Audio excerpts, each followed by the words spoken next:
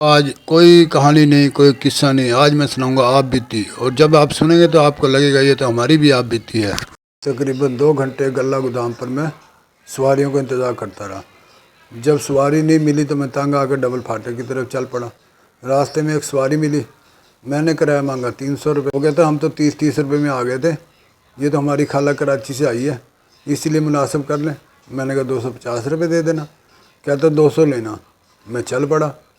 کچھ دور جا کر کہتا ذرا شربت والے کے پاس روک دو۔ میں نے روک دیا۔